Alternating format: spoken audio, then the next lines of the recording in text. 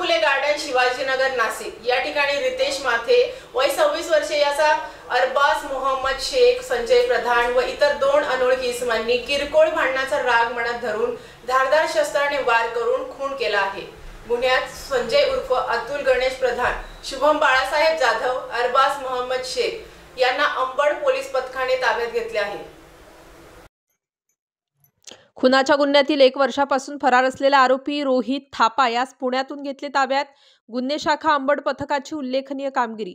Mahatma Phule garden Shivajinagar Nashik या ठिकाणी इसम नामे रितेश माथे वय 26 वर्ष याचा अरबाज मोहम्मद शेख, संजय प्रधान व इतर 2 अनोळखी इसमांनी किरकोळ भांडणाचा राग मनात धरून धारदार शस्त्राने वार करून जीवे ठार मारण्याचा प्रयत्न केला होता। त्यात रितेश माथे याचा उपचारादरम्यान मृत्यू झाला होता। त्याबाबत गंगापूर पोलीस ठाण्यात गुन्हा दाखल करण्यात आला होता।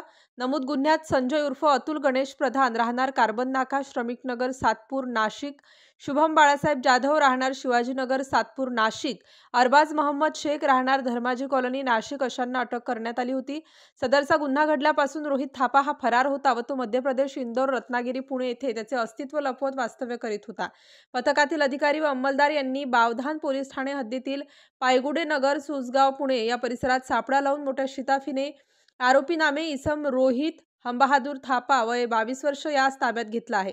सदरचा आरोपी हा वर नमूद दाखल गुन्ह्यातील फरार आरोपी असल्याचे निष्पन्न झाल्याने त्यास पुढील कारवाई कामी गंगापूर पोलीस ठाणे येथे जमा करण्यात आले आहे। सदरची कामगिरी वरिष्ठ पोलीस निरीक्षक जगवेंद्र सिंग राजपूत, पोलीस उपनिरीक्षक मोतीलाल पाटील, श्रेणी पोलीस उपनिरीक्षक दिलीप सगळे, सहायक पोलीस उपनिरीक्षक सुहास क्षीरसागर, पोलीस हवालदार प्रकाश बोडके, परमेश्वर दराडे, योगेश चव्हाण, भूषण सोनवणे व महाराष्ट्र पोलीस अंमलदार सविता कदम नेमणूक अंबड गुन्हे शाखा यांनी केली आहे।